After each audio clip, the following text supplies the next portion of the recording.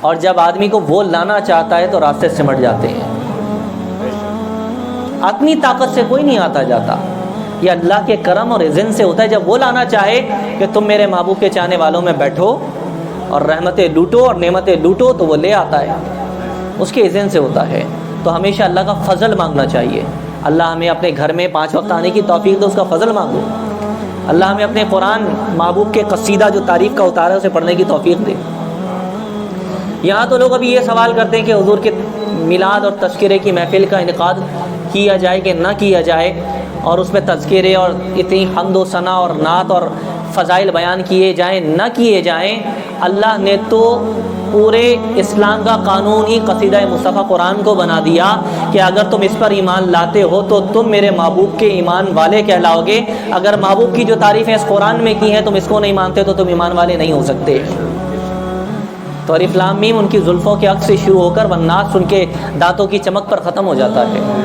کہیں کہیں یاسی، کہیں مدثر، کہیں توحا لکھوں، زندہ جب تک رہوں نعت شہ والا لکھوں. تو سارا کا سارا قرآن تو ان کی باتیں کرتا ہے نا. قرآن میں اللہ اپنی توحید بھی بتاتا ہے تو کہتا ہے محبوب آپ فرمائیں نا قل هو اللہ احد. آپ کی زبان سے اچھا لگے گا نا کہ اللہ ایک ہے.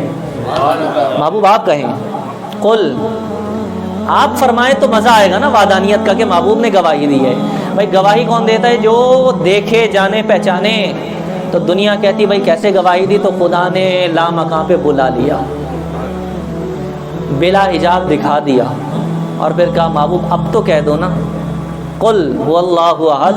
جس کو میں دیکھ کر آیا ہوں وہ تنہا ہے، وہ یکتا ہے، وہ اکیلا ہے، میں دیکھ کر آیا ہوں. ٹھیک ہے، وہ بے نیاز ہے، اسے کسی کی حاجت نہیں ہے، وہ صمد ہے، اسے کسی کی ضرورت نہیں ہے، وہ واحد ہے. لیکن اس کے باوجود اس کا پیار اتنا ہے کہ مجھے بلا کر جلوہ دکھایا ہے. تو لا تقولوا رائنا وقولوا انظرنا واسمعوا. اور غور سے سنو، وللکافرین عذاب علیم. جو کافر ہیں، انکار کرتے ہیں، ان کے لیے سخت ترین عذاب بھی ہے. یعنی محبوب کے آداب بتاتے بتاتے اللہ رب کریم نے یہ فرمایا اگر تم آداب کے دائرے سے نکلو گے تو تم کفر کے دائرے میں چلے جاؤ گے، اور کفر کے دائرے میں جانے والوں کے لیے اللہ کا سخت ترین عذاب ہے. اے باری تعالیٰ، یہ تو صرف کلام کرنے کی بات ہے، نماز کا انکار تو نہیں کرتے، روزے کا انکار تو نہیں کرتے، حج کے منکر بھی نہیں ہیں، زکوٰۃ دینے کو بھی آمادہ ہیں، تیرے کعبے کا طواف بھی کرنے کو آمادہ ہیں. اے باری تعالیٰ، سب کچھ کرنے کو تیار ہیں، لیکن خدا یہ فرما رہا ہے کہ میرے محبوب کی شان میں ایسا لفظ استعمال کیا جس میں شک کا شائبہ پائے جائے